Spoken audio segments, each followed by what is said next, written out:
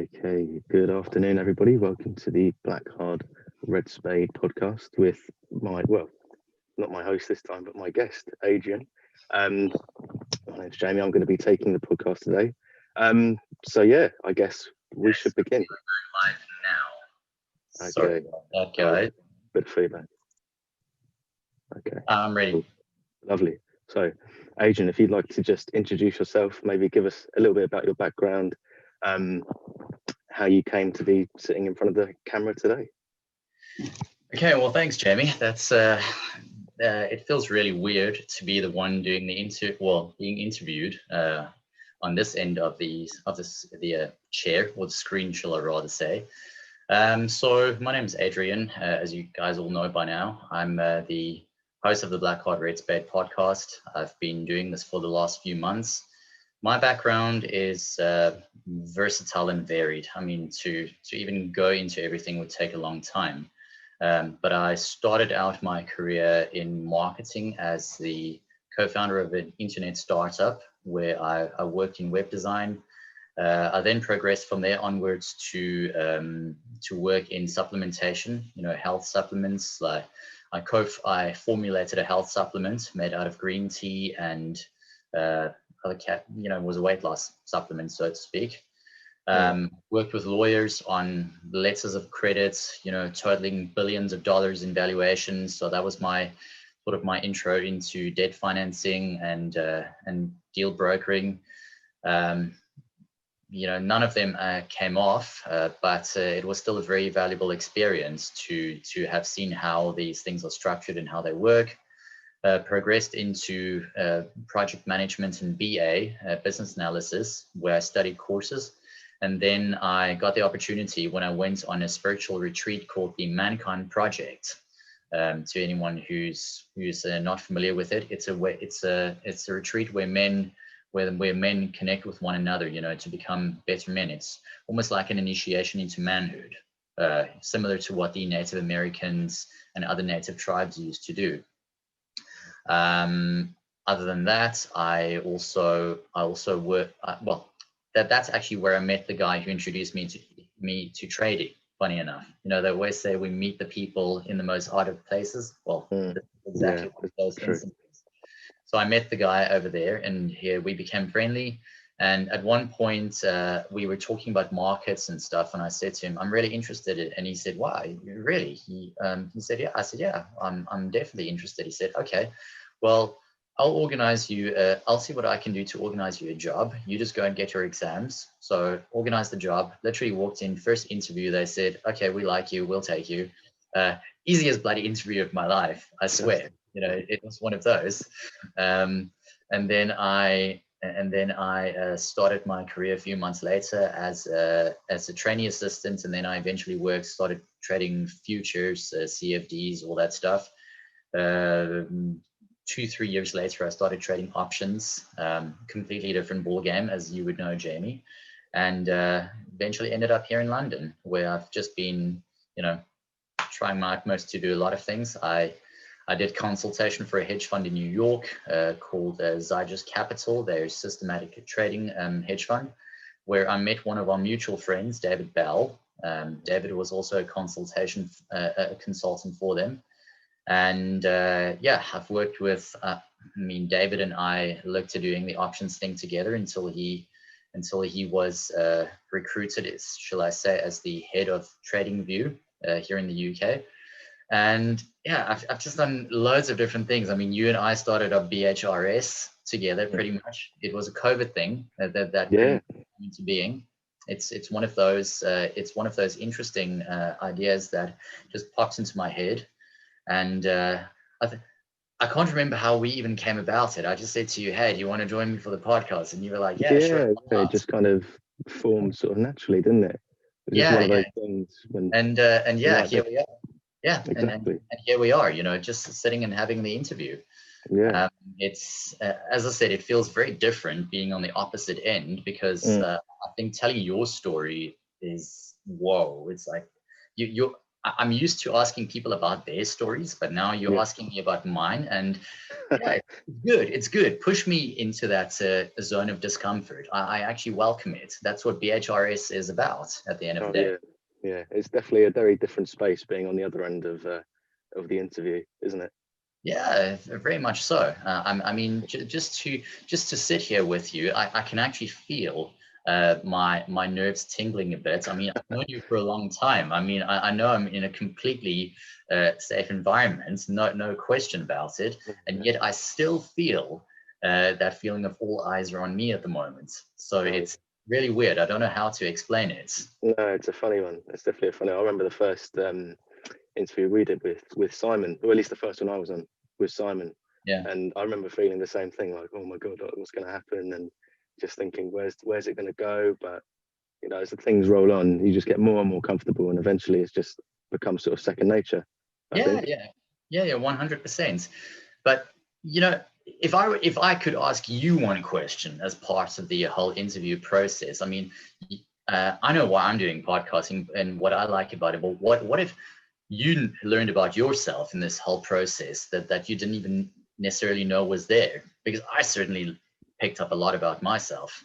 Well, it's definitely it's a funny thing, because I think before podcasting or any of the things that we were doing together, kind of the only place that was really similar was, and well, I said this before, was in university doing presentations to people. But at the same time, when you're getting feedback from a group of people, it's not really the same. And I think you learn how to be sort of introspective and look within yourself. And sometimes you find things that you don't even know. Like I remember with I think with Simon and with Michael as well, there were times when suddenly just these new ideas were forming in my head of things that I'd never even put together. And then suddenly it comes out, and things that maybe weren't clear before, suddenly the puzzle kind of fits all together, and you're like, that makes sense now. So I think a few of those moments have definitely happened along the way. And then also I think the confidence for me to like step on a screen and then be the one interviewing you is something that probably at the start of the year I'd be like, no way, it's not happening. Or even a few months ago I'd be like, no, how would I do that? But I guess it's just been a journey, hasn't it? And you learn as you go, and as things roll through, you just get better and better and better. So it's definitely been a nice journey to be on. Well, I'm glad to have you on board regardless, you know, because the reality is you answered my own question for me in a way as well, is that if anyone were to ask me, you know, why did I get into podcasting? It's actually very simple. I felt a part of me that wanted to talk to people. You know, there was a part of me that had a lot to say. There was a part of me that felt, you know what, it doesn't help. I have all these experiences, that I have all this knowledge and all these things that I learned along the way, and I just keep them to myself. And the words of my first strength and conditioning coach, Marco, it started to haunt me a little bit, if I can use the word haunting, because he always used to say, knowledge isn't worth having if it can't be shared with other people. And I never fully understood what he meant by that 100% until over the last year or so, I started to feel that welling up inside me. But like yourself, I was held back by resistance and by fear and this stupid limiting belief that why would anyone want to listen to what I have to say? And yet we've seen that there are very interesting people whom we've had on the show, whom you and I have both spoken to, who clearly wanted to have a conversation with us. There are people who have given us very good feedback on what we've done so far. I mean, clearly there are people who want to listen. Absolutely. And I think giving people a platform to talk on is such it's a nice thing, because it's almost like you're giving back in the same way that like we're receiving all of their knowledge. They've got the platform to say things that maybe otherwise would have gone unshared, but now here it is online for everybody to see. So I think it's really something. It's really something, isn't it? Right. One thing that I did want to ask you, Adrian, is and obviously this is something close to my heart, because it wasn't too long ago that I was still in school. I'm thinking, when you were in school, what kind of plan did you envisage for yourself? Because I think so often, so many young people feel a pressure to know exactly what their plan's going to be, and they're very forced into sort of a regimented routine of you'll do your, well, at least in the UK, you'll do your GCSEs straight onto A levels, and then immediately go on to university, and you have to sort of choose your career path by the time you're 15, 16. And I think it's a very odd time to choose because that's the sort of maximum uncertainty. So I'm just wondering, when you were in school, 15, 16, 17, 18, what kind of plan did you think you would go on? What kind of path did you see folding out for you? Well, this was definitely not part of the plan. Let me tell you. Let me tell you that much. Quite honestly, I'll be very frank. I thought I had it all figured out when I was 15 and 16. You know, embarrassingly so. I actually thought that I did. You know, I looked at. I just knew I wanted to get rich. Haven't achieved that goal yet, but you know, we're getting there. But I knew I wanted to have money, and I knew at that stage of my life, quite honestly, it was for the wrong reasons, completely the wrong reasons. And why I'm saying this is I'll get to the plan part of the question, but I wanted to reveal the motivations behind the plan.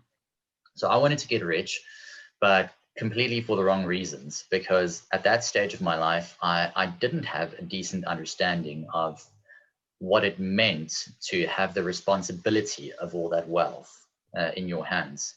I think when we look at the world, there's this drive to want to be wealthy. There's this drive to want to be rich, to lead a life of boundless adventure. You know, if you're a guy, hetero guy, you just want all these girls on your boat, the Dan Bilzerian kind of lifestyle. You know, everyone wants to emulate that to some way or form, or the Hugh Hefner lifestyle, so to speak, with the cars, the girls, the whatever you can think of.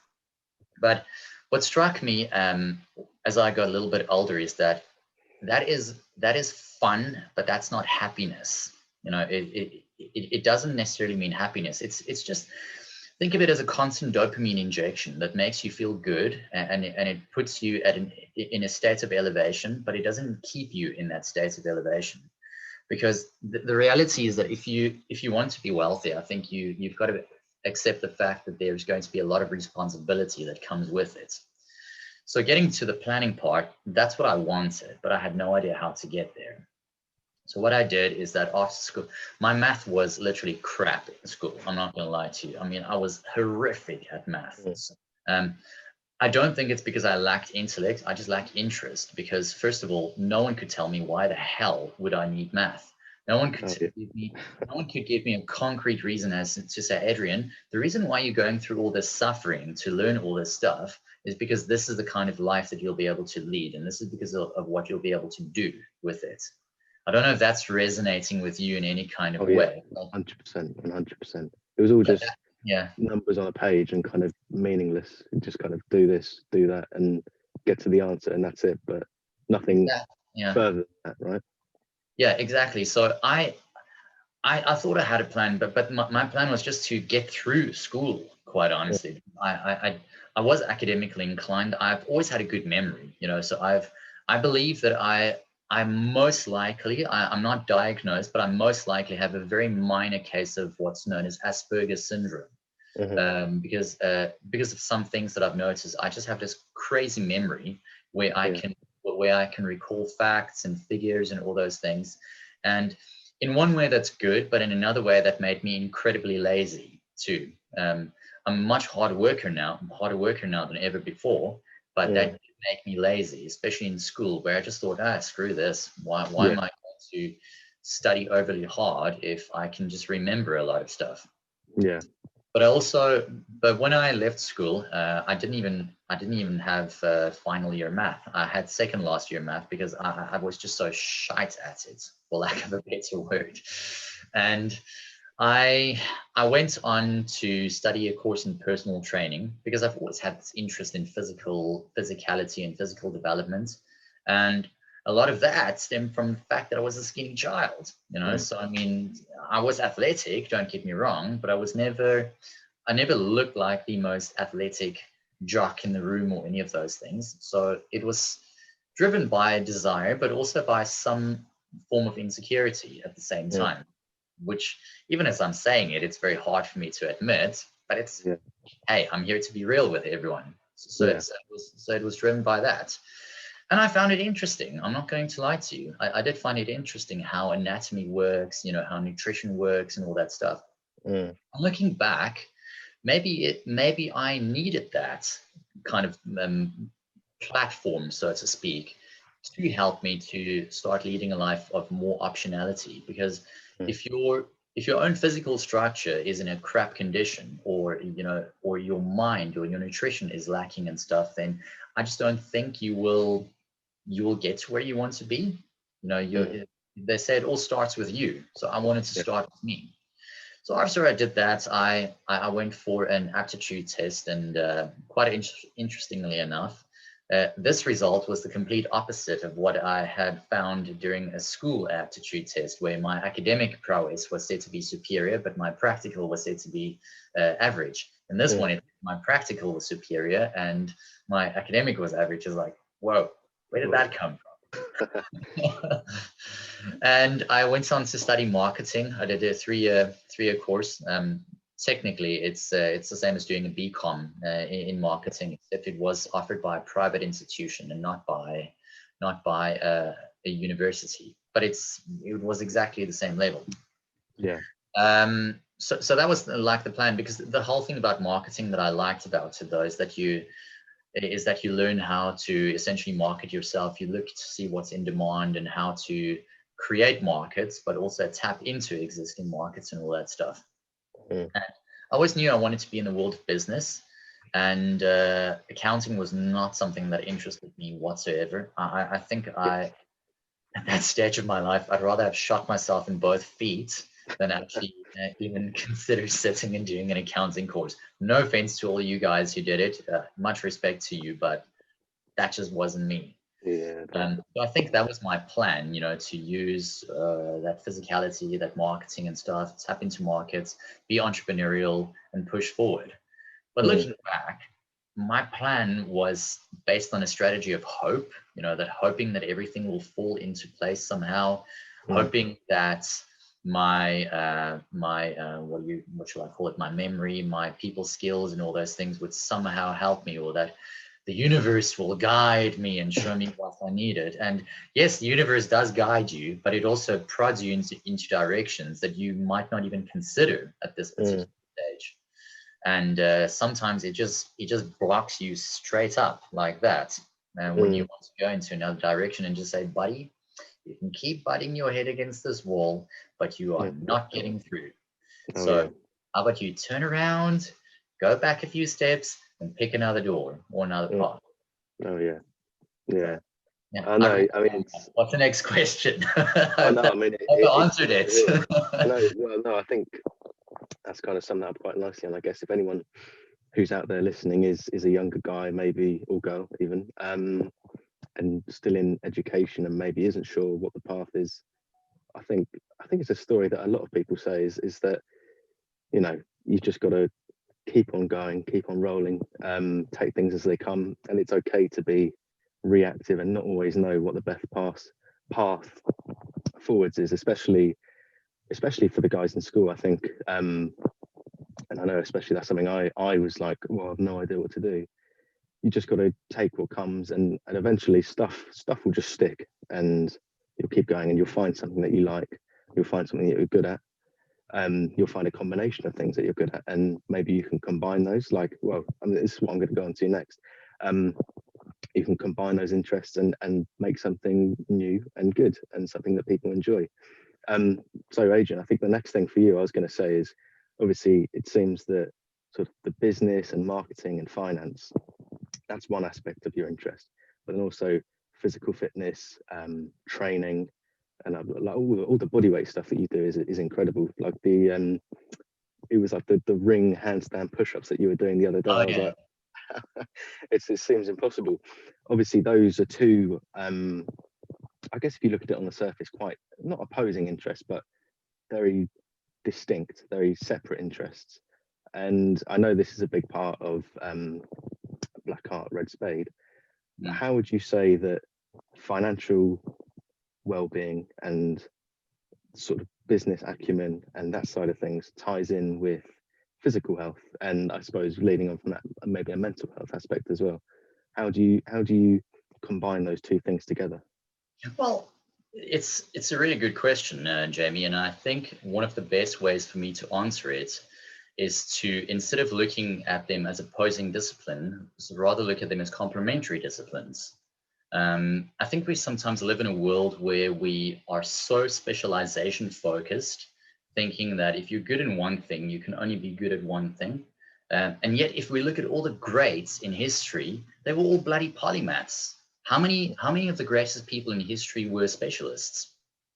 Think about it. Einstein was a polymath. Leonardo da Vinci was a polymath. Michelangelo was a polymath. I mean, he was not just a sculptor, but he was a painter. But he was also a philosopher at the same time. I mean, all of them were philosophers. If you look at the common thread, Newton, the whole works, Newton was definitely a polymath. There's no question about that. I mean, to put it into context for those who don't know, he invented calculus at the age of 25. That's ridiculous to go, because he couldn't do certain things with his math, so he invented another branch of math that we all know as calculus. I can't even pass calculus for the most part unless I work really hard. Most of us can't, and he went and he invented it. Leo da Vinci was an engineer. He was a physician. He was a painter. I think he was a sculptor as well. I'm not quite sure of that, but he was a brilliant engineer. You know, that's the one thing most people don't know about him. So to answer your question is that if the greatest people in history were polymaths, why the hell are we trying so hard to be specialists? I'm not saying don't know a lot about a topic. I'm not saying don't delve deeply into it. It doesn't help if you just scratch the surface like that of a lot of different things, because then you essentially know nothing, at least in my opinion. But this whole notion where you need to know everything about one thing is absolutely bloody ridiculous, in my opinion. Unless that is something you really want to do, fine, by all means. But not all of us are that way inclined. And getting back to answering your question is that I think if you want to survive in the world of finance, to grow thicker skin, to come out alive, literally, if I might add that, to the point where you don't get debilitating diseases, or rather reduce your chances of those, learn to handle stress a lot better, handle yourself a lot better, because you know as well as I do, finance is a very physical world. You know, it might be run by quants and engineers now, but you go on a trading floor on average, those guys are brutal. So if you are too wimpy to stand up for yourself, you're going to get mauled like a bloody like a deer by a mountain lion, so to speak, or by a bear even. Do you want to be in that situation? I don't think so. You definitely want to know how to handle yourself. From that, so that's one perspective. But the other perspective that I think that is often overlooked is that it centers you. It centers you, and it also challenges you at the same time. Because if you do, like what you mentioned, the ring handstands that I do you know how focused I need to be on so many to just stop myself from falling over? You know, I need to focus on how I channel my strength, how much I'm using at any given point, my balance, my focus. I need to position my body. I need to think, how long do I want to do this? How much energy do I have to keep this going? How many reps do I look at doing? It's so much more than just push. I mean, I'm not at that level where like a gymnast who doesn't need to think about it. I still need to think about all these things. So I've got what you call conscious competence. These guys have got unconscious competence, and that'll take me a long time to get to. But I think that the main thing is build a level of conscious competence where you just keep practicing that over and over and over again until you get to the level of unconscious competence. So kind of, if there's anything that I missed, you know, let me know. No, I mean it's a fantastic answer, and I think the combination of those two worlds is, like you say, it's a complementary one, because it's kind of like a self-defense thing. Is you don't want to get run over by the more physical people, or whatever. You want to stand up to yourself. But at the same time, I also think, and especially, it sounds exactly like you mentioned, and I guess for me it's the same with the powerlifting stuff when I was doing it a couple months ago, well, a few months ago now.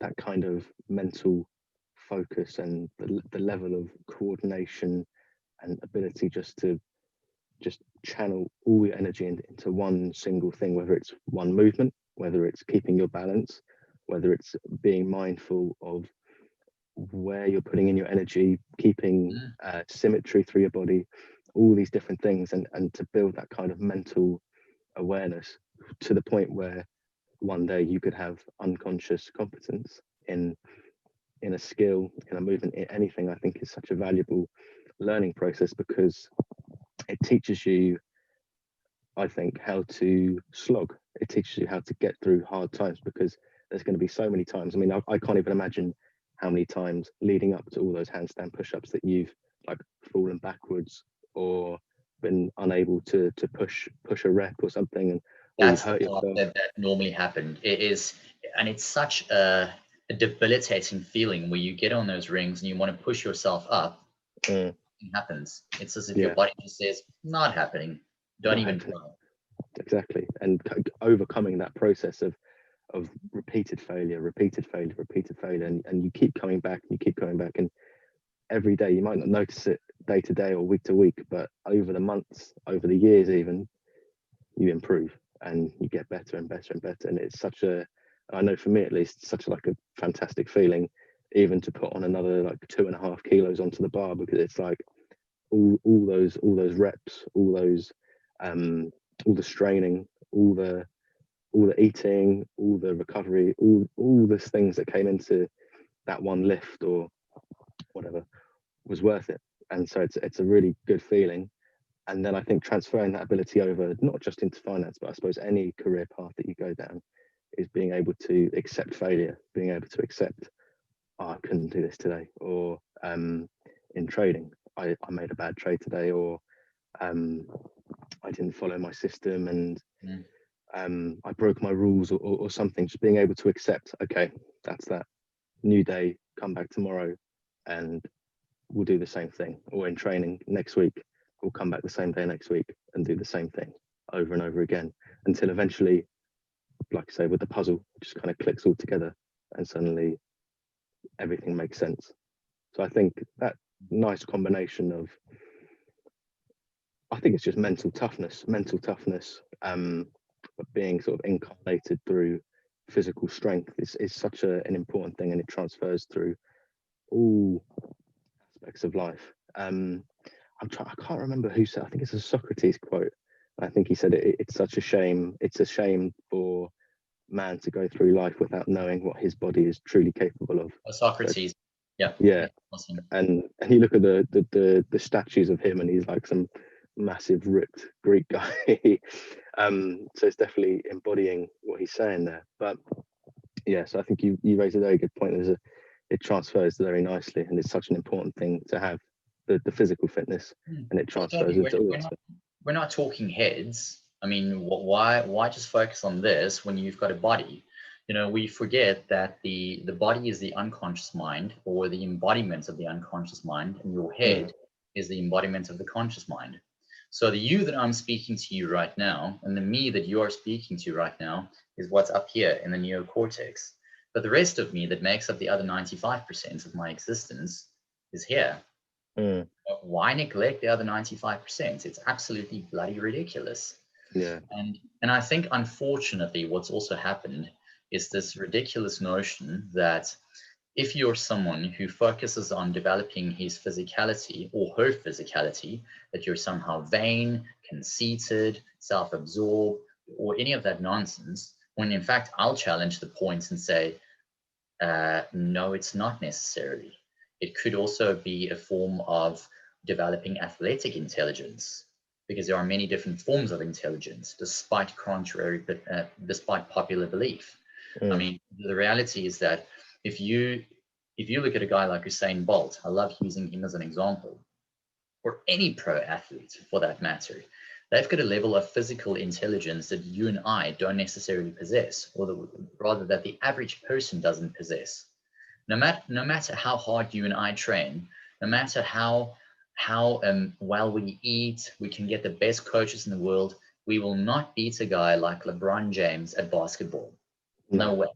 We will not beat Usain Bolt at running 100 meters, or a Wayne Gretzky at hockey, or whatever sport, or Lionel Messi or Cristiano Ronaldo. I mean, they still have to work bloody hard, but they've got an athletic intelligence that the average person doesn't have. Why is that? Why is that somehow inferior to someone who's got academic intelligence? Why are they perceived to be stupid? I just think it's absolutely crazy to even hold on to that notion. No, absolutely. And actually, I guess leading on from that point, I want to ask you, obviously we've spoken about different people, different athletes having a level of physical intelligence in terms of coordination, in terms of strength, whatever it might be, those skills that they have. How much do you think genetics plays a role in everything? Or what I'm trying to get at is, how much can the everyday person determine their own life outside of genetics? Because like you said, there's no way that me or you will ever be as skilled on a football as Lionel Messi. We're never going to be as skilled as Roger Federer playing tennis, Anthony Joshua in a boxing ring, anything like that. We're just not going to have that level. And I guess you experience the same thing in academia. There's certain people who their skill with numbers, their skill with words, their skill in science, whatever it might be, it's just kind of beyond what we might think is attainable for us. But how far do you think the average person can take themselves purely through work ethic, and say they've got no special talent like a pro athlete, or one of these people who are like PhD physicist, for example? How far do you think they can take themselves? I think you can go very far. And when I say very far, you can reach great heights. But the key is to focus on your strengths and not your weaknesses. And the reason why I say that is that we often hear these shall I say, thoughts. We hear these phrases constantly being thrown at us. Iron out your weaknesses, or focus on your weaknesses and turn them into strengths. Yeah, right. You know, like since when does that happen? You can strengthen your weaknesses, but guess what? They're always going to be your weaknesses. Get over it. You know, just live with that fact and that reality. If I'm not a great swimmer, you know, I'm not built to be a great swimmer or anything, why the hell am I going to try and be a swimmer? I think Einstein summed it up beautifully when he said, everyone is a genius, but if you judge a fish by its ability to climb a tree, it will spend its whole life believing that it's stupid.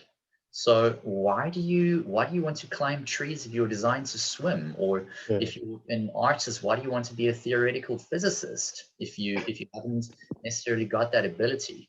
Just because other people think something is a great idea for you doesn't mean it is a great idea, or vice versa. You know, you can also, I think one of the things that we also need to get over in our own capacities is to stop believing the lies we tell ourselves about ourselves, but also the lies that other people tell us about who we are, or who we are meant to be, or what's good for us. Sometimes you don't know what's good for you in a given moment, and I get that 100%. I've been there. But a lot of the time as well, you have this little thing called your gut instinct, your emotional guidance system, as it's also known. And if you're doing something and you find that your emotional guidance system is not in alignment with it, or you just feel absolutely miserable doing it, even if you're good at it, you're dying a slow death. You're just existing. And the point that I'm trying to make with that is that work ethic can push you through a lot of things. Yes, 100%. You can become really good. And I think that if you pursue a path and you become very good at it, and you can make money from it, and you excel in the field, then work ethic will push you through. But there also needs to be that desire. to actually do it. Otherwise, you're literally just existing. And that to me doesn't mean a successful life if you're merely just existing and making money. How many people do you and I know, for instance, in this finance field who are absolutely miserable in their jobs? Like, yeah, they make a lot of money, but God, if you ask them, what would you do if you win the lottery? How many would say to you, I would still be doing what I'm doing? But how many of us win the lottery? Sincerely, that's the thing, though. It's also this hope that somehow, if I win the lottery, I can get to do something else. Or if I reach the age of 40 or 50, I'll have more optionality. Will you? Will you necessarily have more optionality? That is a gamble, my friend. We just don't know that. So to me, I think you definitely can push yourself forward, but you have to ask yourself, is it worth it? Is the price that you are paying worth it? Is the trade-off that you is the one thing you're trading off for another worth it to you in the long run? Because what you think you want right now may not even be close to what you want in a year from now, 5 years from now, 10 years from now. And you might look back at your life and think, oh, damn it, what have I done? I've wasted all this time. So I hope that answers the question. Yeah, no, that's a good one, I think. One thing else I'm wondering is, obviously, I would consider you as sort of a mentor figure. I mean, so many people that you've introduced me to, so many things that we've done together, the advice that you've given me, obviously is incredible. And I think, thanks, I appreciate it. Well, no, it's true. It's all true. And I think over the last, I guess, 6 months has been such a sort of destructive time for so many people.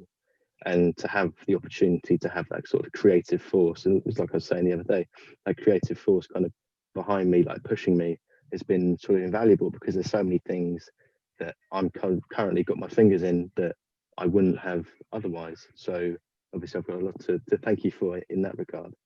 You're most welcome.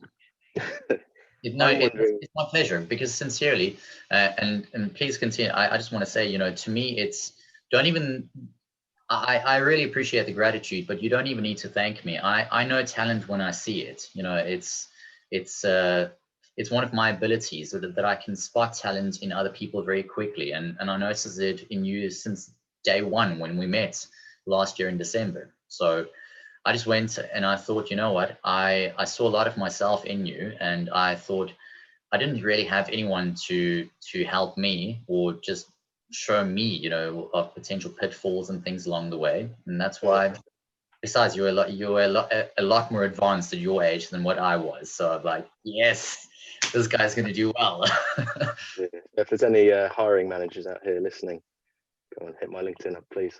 Well, no, I guess you sort of answered my question in that regard there. I was going to ask if you had any sort of main people who maybe have acted as a sort of mentor figure or role model, or have even been part of a sort of pivotal moment. Because I know earlier on you were mentioning when you went to that camp, it was like a project, yeah, and you met the guy who eventually got you into the kind of like trading business. I'm wondering if there's ever been, or I'm sure there have been, but the sort of main pivotal moments or people that have sort of guided you. If you could just sort of enlighten me a little bit more about that, I'd love to know. No, of course. I'd be happy to. Well, I would say that my mum has always been maybe not a mentor figure per se, but like a guidance person. She's helped me out through a lot of highs and a lot of lows in my life. And sometimes she can be very hard because she's a business person, and she's a disagreeable person. When I say, and I'll explain what I mean by disagreeable, it's not like just disagree with everything, but I think one of the key things to answer your earlier question is, if you want to be successful in business, don't be too agreeable, because if you're too agreeable, you will be liked, but you'll be walked over like a doormat. So you need to find a balance to be disagreeable. So being disagreeable just means that you are willing to negotiate the best deal on your own behalf. 100%, you've got to be willing to do that. So if someone offers you peanuts for your high quality work, just say, go get a monkey to do this job. I don't get paid in peanuts. Find someone else. You want me for my skill and my ability and everything, pay me what I'm worth, or even just close to what I'm worth, but don't insult me. So Yeah. my mum is one of those disagreeable type people, but she's always been a rock in my life, 100%. People along the way. My grandmother has also played a big role in my life. She also supported me a lot. Who else? Plenty of people. I mean, even my come to think of it, even Jean, the guy who helped me to get into trading, was a big mentor in my life in some ways. He was a great mentor in terms of getting into the field, but maybe not a great mentor as to how to conduct yourself in the field in certain ways. Because and that's no shade to anyone. I'm just saying that you also need to find. I think the key thing with a mentor is not to follow them blindly, but to look at what they do that resonates with you. And it's like the whole Bruce Lee quote: adopt what is useful, reject what is useless, add what is uniquely yours. And there are too many people, and there are too many people to mention who have played pivotal roles in my life. I don't know. There are just too many of them to mention, and the list just goes on and on, because everyone has been a mentor to me in whether in my personal life, whether in my professional life. Everyone has served as a mentor in some kind of way. So I thank them for the lessons that they taught me in terms of what I adopted, but I also thank them at times for showing me how not to be. And I think that is also one of the key things for me. Is life is one big process of figuring out what you want, but it's also a process of figuring out what you don't want. So kind of hope that answers your question. Yeah, no, I think it's interesting, especially taking that kind of, well, I guess you could call it the sort of via negativa route of saying, this is all the bad stuff, let me avoid it or get rid of it, or say, I know now what I don't want. Because I think so many people just think, what do I want? What do I want? What do I want? And it's a really difficult question to answer. And so many times you think about it, it could even be like, what do you want for dinner? So many people it's like, I don't know. But thinking about what don't I want, and then you can kind of reduce. And I think in situations where maybe a decision where you have to make is more important, having that kind of thinking could be really useful, because you're just cutting out the ones that don't appeal to you, and you're left then with like a group of I don't know, three golden choices or something, and you can say, right, I've narrowed everything down, here it is, and go from there. Where instead of if someone asks you, oh, what do you want, and then you think, oh, I've got all this choice, I don't know, it's kind of a nice way to kind of systematize and say, I'm going to narrow everything down just to a couple bits, and say I'm going to go from here. I don't know. So I think actually that's actually a very useful way of thinking, and probably something that maybe I could have used a lot maybe a few years ago when I was thinking about different choices, because so many times, like I said, you just think, what do I want? And there's a whole sort of universe out there of things that you could choose from, but knowing I don't want to do this, or if this comes up, I'm going to say no, could be a really useful thing. So actually, I guess another question that I could think of is if you had to go back in time and say to yourself at age 18 or something, or around that age, and say to yourself, here's a few bits of advice. And I don't mean like buy Bitcoin in 2009. I mean like advice. If you had to give yourself some advice when you were younger that you wish you could know, what do you think you would give yourself? Well, I would give myself one piece to start off with, like focus on the math, become very good at math. So that would be one piece that I would give myself, because it gives more optionality. And we will definitely get to talk about optionality in a bit. I just think math, maybe science to some extent, if you want to go into a medical or engineering field, that definitely helps. But math just opens up doors for you. It literally expands your world and your optionality like virtually nothing else I've ever encountered. So that's one thing I would do. I would also say, tone down a bit on the desire for impressing others with your wealth. It really is not cool. You know, I recall watching this documentary on a guy called Simon Cowell, who's the head of what's that show called? America's Got Talent or Britain's Got Talent? Britain's Got Talent. Yeah. He was he's a music record producer and all that. And Simon said, no pun intended, that he's very grateful that he made his fortune later on in life, as opposed to too early in life. Because if he had earned his money by the age of 21, he would likely have been dead by 22. And that kind of struck a chord with me, because I thought, bloody hell, you know, here's a guy who is worth hundreds of millions of pounds, saying if he had earned that kind of wealth at such a young age, he likely would have squandered it all or been dead. And he went on to say the reason why he said that was because he didn't know how to handle it at that particular point. And I truly believe that now, looking back. I would not have known how to handle a large amount of my wealth if I had made my money too early on in life. Even now, I'm barely even starting to get a hang of who I am right now as a person. Now add all of that on top of me, and then you know, now I feel I can handle it. Now I feel I'm more ready for it. But if I were to have earned all those things, in spite of being an intelligent person, I likely would have done a lot of stupid things, because it's almost, if I can use it this way, it's almost like having that ring in Lord of the Rings, you know, the ring of power. So if you hold onto the ring of power, it absolutely makes your head go bonkers, 100%. Without fail, doesn't matter who you are, how tough you think you are, how strong or whatever, it makes your head go bonkers. And I think if you're younger, then it makes your head even go bonkers even more so, because your priority, you barely even have a handle of who you are then. You know, I'm in my mid-30s now. As my grandmother always used to say, you men are stupid creatures. You know, you only start to get your brains at the age of 35. And I laughed at that comment, because the reason why that came about is her house is there in Cape Town, on the hillside, and it overlooks a German school with a football and field and athletics track.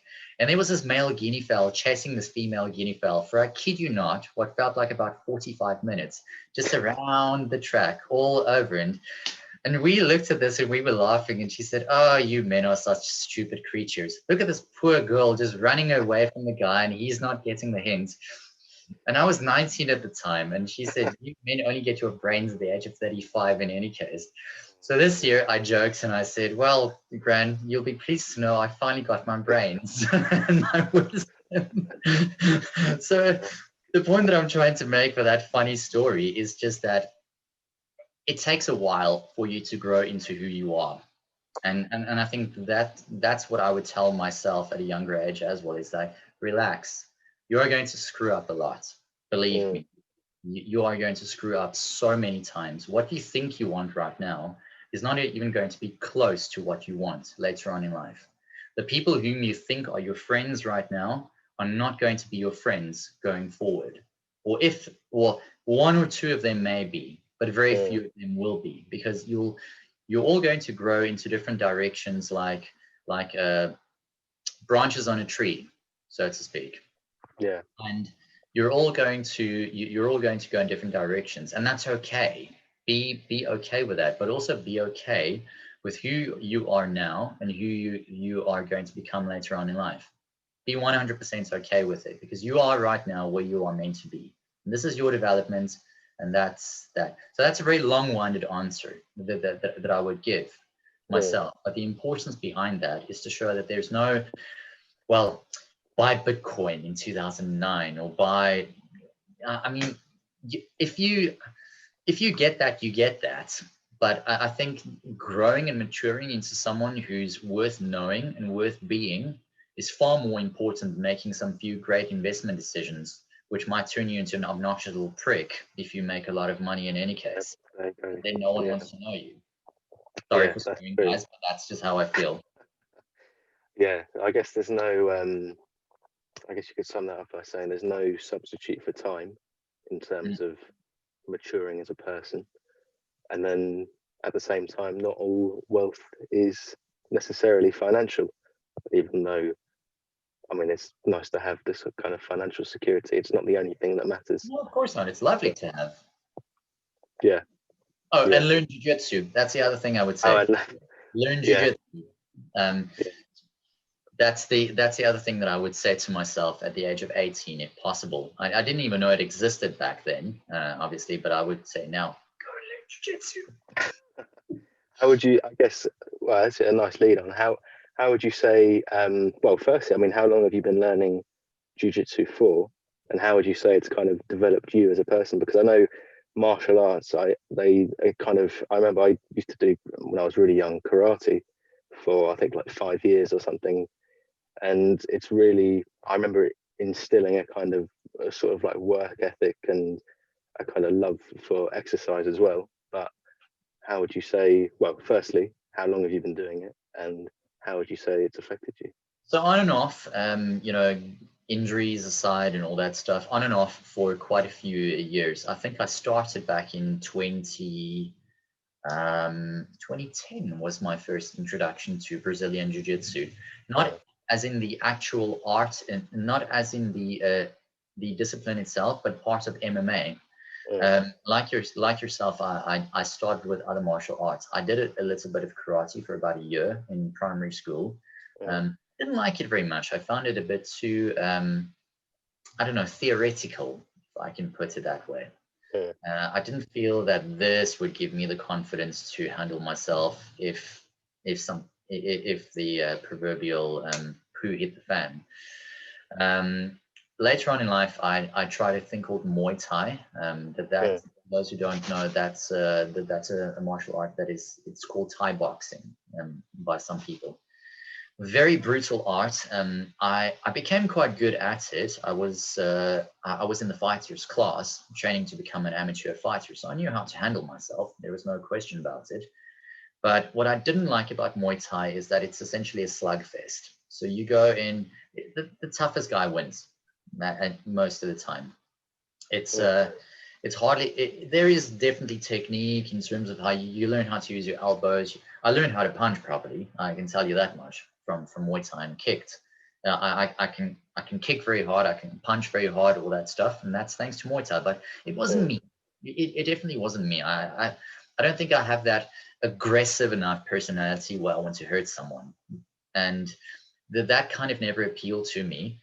When I lived in Johannesburg for a while, when I was doing that supplement formulation and had that business with someone else, I was introduced to a martial art called Krav Maga. So Krav Maga, for those who don't know, is the system used by the Israeli Defense Force.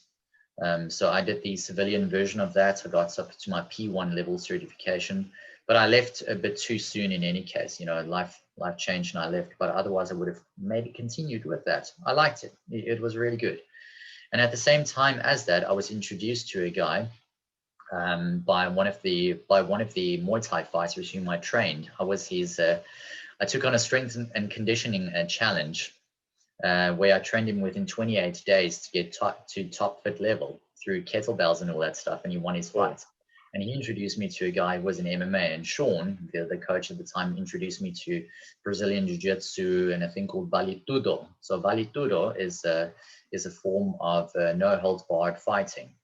And they did that in conjunction with capoeira, which is another form of a movement art from Brazil. And I just fell in love with jiu-jitsu, man. I sucked at grappling. Let's put it this way. I was absolutely horrific at it. The first time I got onto the mat and I grappled, imagine being thrown into a pool, except there's no water around you, and you're constantly just drowning against these guys who are much better than you. They're absolutely destroying you with a smile on the face. Oh, okay, I tap. It's like you're physically bigger and stronger than these guys, and they absolutely dominated me.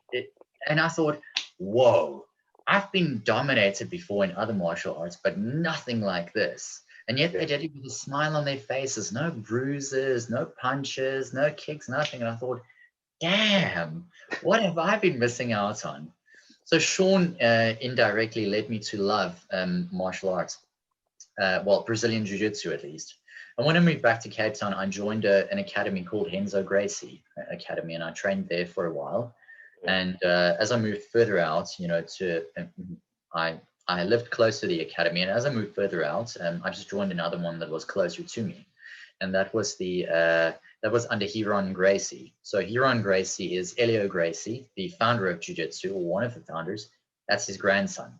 So I trained under direct lineage of Hiron Gracie, and I became pretty good at it. I'm still a 3rd degree or 4th degree white belt.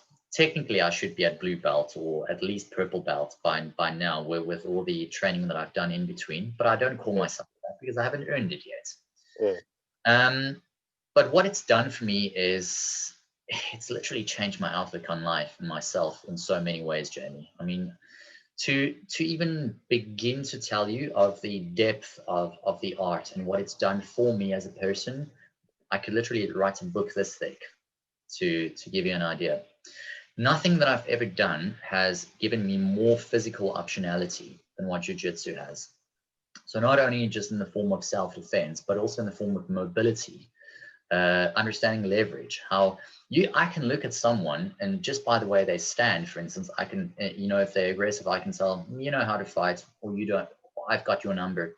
I don't even need to engage in a physical battle if I want to know if I've got someone's number or not, or vice versa. It gives you that level of confidence. And also I know what I'm capable of doing. I can inflict incredible harm with it, but I can also use it at the same time to just subdue someone without inflicting physical harm, which is my preferred option, to be quite honest. Because I've seen guys get their shoulders popped out. I've accidentally torn someone's ankle, accidentally I might add, and that was no fun. I felt horrible when that happened, because it was all in training. I've heard someone's elbow clicking, literally popping out because they wouldn't tap. So yeah, it's what Jiu-Jitsu does as well is that it teaches you to manage your ego and also manage your expectations, and realize that, you know what, if you train in this art, you can get yourself out of a lot of trouble. And that's essentially what it's done for me in life. It literally is just like life. Because as Roy Dean, one of the great coaches in the world, said, the brilliance of Jiu-Jitsu is letting go of what you originally wanted and knowing that there's another opportunity waiting for you around the corner. So just use what you have and move what you've got. And I think that same philosophy can be embodied in trading. It can be embodied in, your personal life when it comes to your personal relationships. So, let's say it didn't work out with one person, realize that there is someone else out there for you around the corner. It's just do what you have, do what you need to do, move what you have and use what you got. I think it's the same principle. So what it's done for me is just develop me into the person that I am today. And I'm really grateful for it, because it's like a lifelong journey that you never get to a point where you master Jiu-Jitsu, ever. And if anyone says to you that they've got a handle just because they've got a black belt, no, you haven't even got close to mastering it yet. You might as well say that you've mastered life. Who the hell has mastered life? No one. Yeah, I'm sure they could still beat me up though, at black belt. So I've rolled with black belts. I've rolled with black. I've never tapped a black belt. I've always just got tapped by them. And to put it to you this way, it's like rolling with a cloud. They make it feel so effortless and so gentle. That is what I call unconscious competence. And that is the kind of level that I want to achieve in life. And that's the kind of level that I would recommend anyone to achieve in life, in anything that you do, whether it's being a painter, whether it's being a trader, whether it's being a weightlifter like yourself, just achieve that level of unconscious competence. I think that's kind of a sort of lifelong venture, so to speak. It's kind of like a thing that you have to dedicate a lot of time for. And like we said, there's no substitute for time or experience and the kind of sum of all the efforts that you put in. If you're doing it smartly over time, eventually you may never reach it, but it's one of these things that to reach a level of competence or unconscious competence, as you call it, would just take incredibly, just a massive amount of time. And I remember playing tennis, kind of watching the journey when I started taking it a lot more seriously when I was maybe 14, 15 is when I really started playing tennis a lot, to the point where it was like my whole life. And I remember playing with guys who were just like, they were ranked kind of in the junior leagues, maybe like 100th in the world or something. And it was just, it's phenomenal to play against, because you can throw your best at them and you can put in all the effort and hit the ball as hard as you like. But at the end of the day, they're kind of, it's almost like they know, they're in your head and they know exactly where the ball's going. They know how to move their body to go into the perfect position to like hit it back exactly to the spot where you can't get it. And you're just like, just completely sort of gobsmacked of like, how do you even play this person? And then you realize there's people who are even better than them. And so there's so many sort of have the same effect on them as what they had on you, essentially. Yeah. And so you think like there's so much room for people to progress in all different aspects to reach that level of competence where it literally is unconscious, and they don't even have to think anymore. They just know, and everything is kind of not even pre-planned. It's just kind of this flowing sort of force. And you see it a lot, especially with at least from my side, is watching tennis and professional tennis. You hear players talk about it all the time with the sort of big three, the Djokovic, Nadal and Federer, and they say they hit the ball exactly the same as the guy who's ranked 250 in the world, say, but they're in their head and they know exactly where to place the ball. They know where the ball's coming and all these things. And you watch these guys when they're at the very best and when they're in full flow, and it's just like, it's like watching art almost. And it kind of becomes this kind of art form of just power and strength and free flowing, just creativity all in one thing. And when you see it happen in person, it's like incredible, and you're just absolutely gobsmacked. But yeah, I suppose one thing that I suppose we should talk about is optionality, because obviously it's such a massive part of all the different aspects of both our lives at the moment, and then with Black Heart Red Spade is a central theme. So I'm wondering, I suppose maybe we could talk about financial optionality. Maybe you could talk about your time on the trading floor when you started learning more about options and literally the different options that they give you compared to just a regular kind of position, say. So when I started trading options, my bets were normally more directional because I didn't understand all the strategies and things. I would use it either for hedging purposes, like buying put options, which, for those who don't know, benefit from downside action. So they become worth more and more. So I would hedge a position that I had in the market. Let's say I had Google shares or any of those things, and I would buy a put option against it to mitigate any downside action. So obviously, as it goes up, your option becomes worth less and less but your position is protected. So that's where I started, and what I think one of the biggest things that I learned about options is that they one, give you time, but they also teach you the importance of being aware that time can work against you because of the theta decay, as we know. So theta essentially is a Greek word, that embodies time value decay.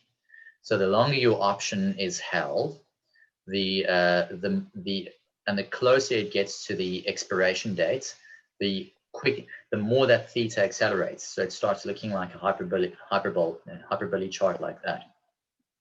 The other thing as well that I also learned about options is the explosivity and the gearing that they provide. They're a brilliant tool and they provide you with immense options, but they can also screw you quite badly if you don't use them correctly. Whether you buy them, whether you sell them to generate premium, that they can be very dangerous tools. It's like with anything, having a kitchen knife. A kitchen knife can be used to chop up some carrots or tomatoes, and it can also be used to stab someone to death. And the thing is, the weapon is only as dangerous as the person wielding it. And that to me embodies options as well, is that they are brilliant tools, and they can be used to protect yourself. They can be used for brilliant speculative, directional speculation, as directional speculation tools, but they can also burn the hell out of you, because 70% of options expire out of the money in any case. And the other thing is, I've made this mistake many times before, where I would think, oh, I know, I have a feeling where the market's going to move, so let's buy cheap out of the money options way, way, way up, and then they never get hit. Or by the time that they get hit, the theta decay has dwindled away so much of the value of the option that it needs to move a lot further into the money before I actually even start breaking even or making money. Yeah. So I think the optionality that it has shown me is that the payoff profile definitely can be convex, but you also need to consider so many other variables that come into the mix, like life. You know, it's one thing to say, oh, I'm going to study, I want to do an MBA, so I'm going to study an MBA, for instance, but what the hell am I going to do with that MBA? You know, at the end of the day, you know, what have I even considered which fields I want to go into once I use it? Have I considered what I want to do with it, as opposed to just getting this designation and flipping a coin, hoping for the best? And options are not meant to be like that. Yeah. No, and I think it's a good point that you raise, is whilst they are potentially very useful and can be very cheap ways to gain a lot of leverage, when used or misunderstood, they can definitely be sort of weapons of mass destruction. And it's like we saw so many different hedge funds, or not really well, I guess hedge funds technically, but not in the true sense of the word, that blew up earlier this year because they were just selling deep out of the money puts and say, oh, these will never get hit, so we're golden. They lever up and bish bash bosh, 30% down later, and there you go, they're getting carted out because they messed up.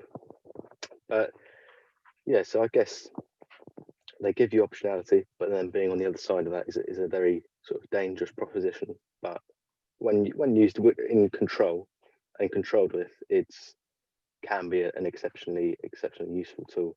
And so I'm wondering, in other aspects of your life, where do you aim to achieve optionality? Because I know we spoke about the fitness, and you spoke about jiu-jitsu giving you, or being such a massive driver of optionality for you. Where else do you aim to kind of seek out optionality? Everywhere, literally in everything that I do. I've always been someone who likes to look for an edge in anything that I do, whether it's training, whether it's learning, or finance, or any of those particular fields. So for me in trading, it's a big thing, but for me, it's also a big thing in terms of the people that I associate with. I think that's an often overlooked factor, is that it's one thing for yourself to seek out optionality, but you also need to seek out people who seek out optionality, because then your level of exponential learning and growth just, it's almost like these dandelions. If you blow a dandelion, and it just expands like that into all different directions in terms of what you can do. Your convex payoff profile just goes up dramatically by associating with the right people. And that is why, for instance, building relationships with the right people who get you, or rather who get me, who understand me, who believe what I believe, who share a common goal and a common vision and all those things. That is where I feel I gain the most optionality out of everything. As I said to you earlier this year, I'd rather have us grow rich together than grow rich alone. And the reason is quite simple. It's that proverb that I mentioned to you. If you want to go fast, go alone. But if you want to go far, go together. And even the best superhero movies, for instance, or the most enjoyable ones, tend to be the Avengers. I mean, the fact that the Avengers Endgame is literally the top grossing movie of all time shows you that people value the whole notion of a team of great people coming together and battling against a common enemy or any of those things. Now, in business and in life and all those things, I'd rather build my team of Avengers, and I don't even need to lead the damn team, to be quite honest with you. I don't care for that. We can all be leaders in our own right. But that is that is why I work with you. That is why I've cultivated a friendship with you, because it gives me optionality to be associated with you, not just in terms of, learning from you and stuff, but also developing skills within my own self. It's also what I can pass on to you that could be useful. That to me is optionality, or the true key behind optionality is that collaboration, that we or that collaborative effort that can lead to so many more things, as opposed to trying to do everything by myself. Yeah, I think it's a really nice thing to have, because obviously for yourself, it's like you expose yourself to like a sort of a convex personal gain, but at the same time, giving that opportunity to others is something which, well, I mean, it doesn't just help them, but it's also a nice feeling for you to have, to be like, I've used my skills to give this person a better chance, a better outlook, a better result, whatever. And I guess that's something that you probably focused on with the consulting when you were doing it, because I think you said you were consulting for a hedge fund in New York. Yeah. So how that came about was quite interesting. I met a guy via LinkedIn who he actually was one of my biggest trading mentors. I forgot to even mention him. His name was Josh Dawson. And he taught me a lot about volatility trading and algorithmic trading and all those things. To put it to you this way, what I had learned at my previous firm, he pretty much nullified that. I learned more from him in a 3-month period than what I learned in the 4 years prior to that. Wow. To give you an idea. He is very, very good. And he opened my eyes and my mind to so many different things. And he also introduced me to the notion of, whenever you say something, is that based on fact or is that based on your opinion? So he said, I need to be more specific. He also said, don't use your feelings, but don't just rely on your feelings. Let your feelings be backed up by facts and all those kind of things. So it was just quite remarkable to me to see how my eyes and my mind just opened up. And also, the things that I learned about volume profiling. I didn't know squat about volume profiling. I didn't even know what market profiling was and stuff. So I learned everything about that from him. And I would sometimes post things. I would post things on LinkedIn.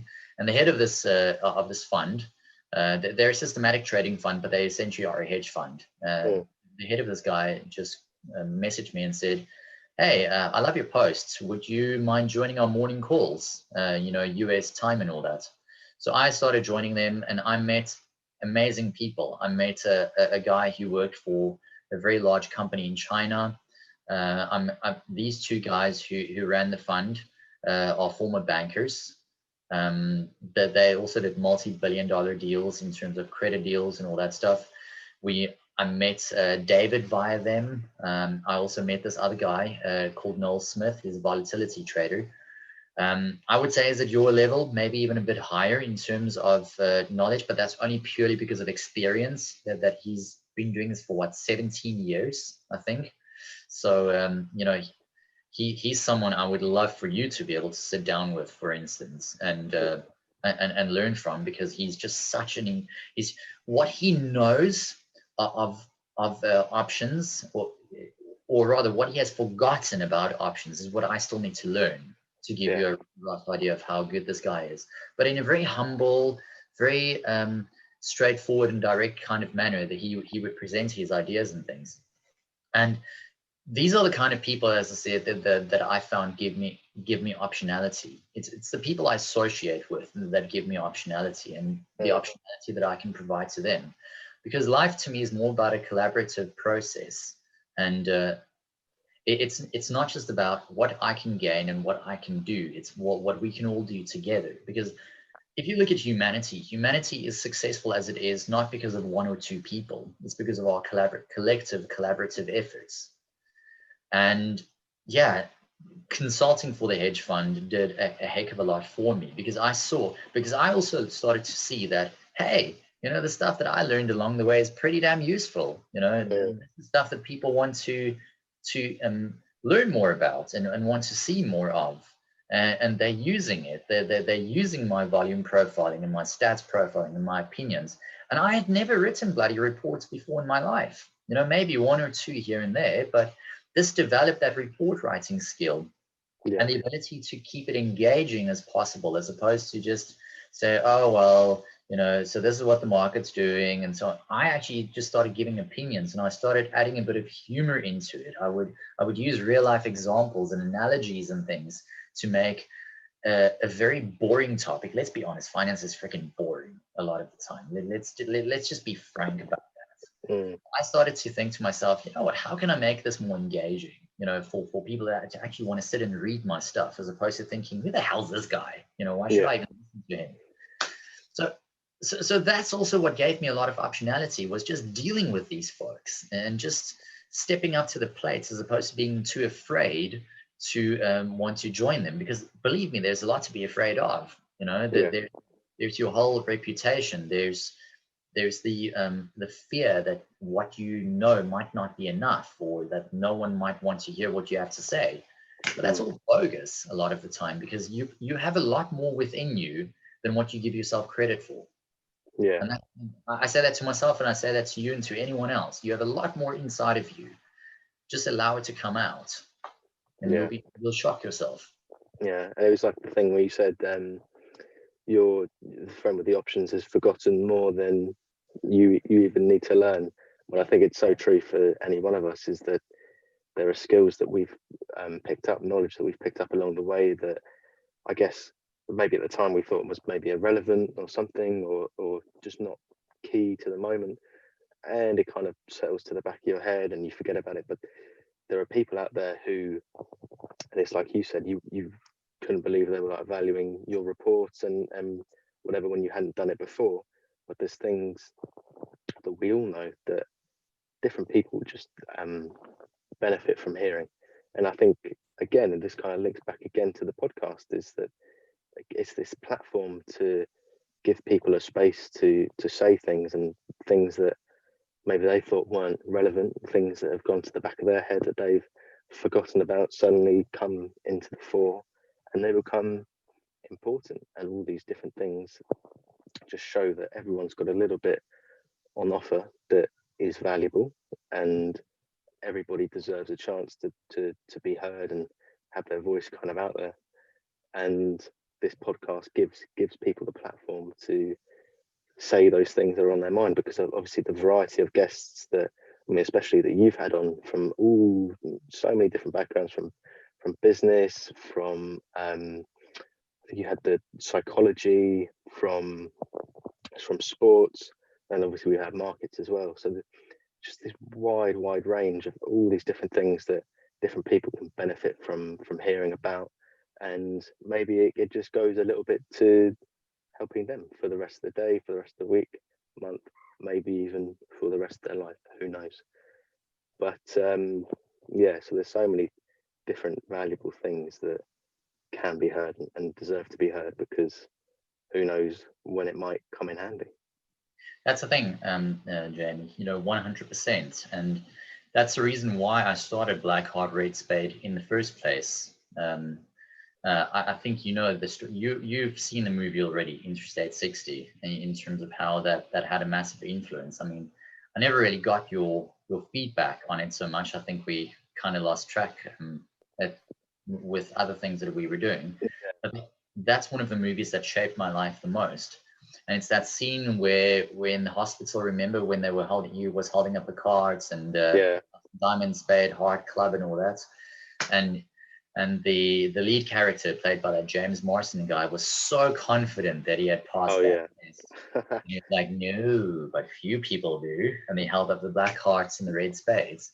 Yeah. And his first reaction, do you remember that thing was like, oh, come on, that's cheating. Yeah. But experience has conditioned you into thinking that all hearts are red and all spades are black, and it's easier for your mind to interpret them as being the same than to be open to the idea they could be different. Yeah. And without delving into the movie, I highly recommend people watch it. It's just so much fun. That is what we do. That is what Jamie and I do, is that we like to spot talent in unusual places, whether it's a trade that you put on or whether it's people we like speaking to or anything. That is how I got to know Jamie, to be quite honest, for all the viewers, essentially isn't it? I mean, you and I were chatting that evening like there was no tomorrow, and I thought to myself, bloody hell, this guy really is on level, it's not something you come across every day, definitely not. And even the books that we read, even the philosophies that we believed in and stuff, and the approach in general, that's when I just thought, no, this is a typical example of a black heart or a red spade, and the black hearts and the red spades are often right in front of your very eyes, but they're often overlooked because it's so easy to just go the conventional routes, and you see this in the workplace as well. Freaking hell, there are so many people who could potentially be black hearts or red spades, but they are often overlooked because everyone wants to go the conventional route and do things that are conventional, but that's not how you find the edge in life. That's not how you get to the point where you can maximize your optionality. All the greatest people in the world somehow, whether they're in business or science or whatever field, are essentially black hearts and red spades. Prime example, Jeff Bezos. Yeah, okay, I'm not always the biggest fan of everything that he does, but if I were to deny that guy's a black heart or red spade, I'd be lying to you. Look at what he did. He came from a hedge fund background and he started essentially the biggest e-commerce websites in the world by far, just because of the fact that he saw something that was right there in front of everyone else's eyes. He didn't use a magic talent. The internet, he didn't invent the internet. He didn't invent e-commerce, but he just saw, hey, there's a massive opportunity over here. Let me register this domain name called Amazon.com. Who the hell would have thought Amazon.com would become a bookstore? Would you have ever associated that? I wouldn't have. I mean, I wouldn't even have considered that, but he did. And another example, Apple computers. Who would have thought Apple computers or Microsoft or even some other major companies that are non-tech oriented, but tech is just easy because it's so scalable. But it's just remarkable. These guys are all black hearts and red spades. And look at the immense success that they achieve, not because they are necessarily so much smarter or so much better. They just look at things differently and they extract the optionality from it. Yeah, I think that's such a lesson to be learned, is that it's like you say, think about any of these like major people out there or the greats from history, it's like capturing what in hindsight is incredibly obvious and what seems like a fantastic idea to do, but in the moment you're looking around and you got caught up in the rush of everything, that these moments pass by, and so stopping, taking the time to think and look around and say, what is the black heart, what is the red spade, what is the not necessarily the most obvious choice, but what's sort of hidden out there that I can tap into and extract, like you say, the optionality from. So it's just a fantastic philosophy. I can't believe how quickly the time is flying by. Yeah, me neither. I just checked the time myself, and I know I've waffled on a little bit, everyone. Sorry about that, but you wanted to hear my story, so that's what I have to offer. I think everyone's probably learnt a lot. I know I definitely have, and as ever, it's kind of enlightening to talk to you and get your thoughts on different things in the world and different people, even though, well, I guess we've done this a few times now, and even now there's just still more and more that comes out, and different bits and bobs that you can like pick up and extract the optionality from. So I don't know if there's any lasting thoughts or words that you want to leave with the guys. I think for me, one of the final thoughts that I would leave is I know it's very hard to find exactly what it is you want to do in life, and getting back to one of the earlier questions, it's really hard to figure out what you want. And quite honestly, since when do we actually have a clue about what we want to begin with? Because what you want right now may not be what you want in the future.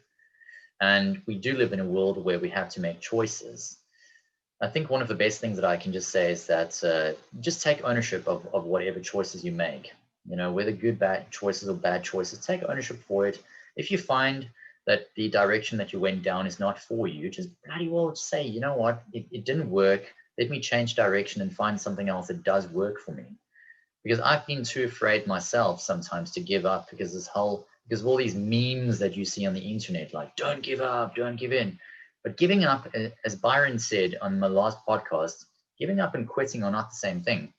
Sometimes giving up just means that you give up something that's not working and then you just change direction into something that does. Quitting, you're lying on the ground, you just give up, and then you just say, I'm done with life. Yeah. And I think that that's one of the main things, is that keep your optionality open. As I said, the brilliance of jiu-jitsu lies in letting go of what you originally wanted and realizing that there's another opportunity around the corner. And I think that's probably one of the best pieces that I would leave off with.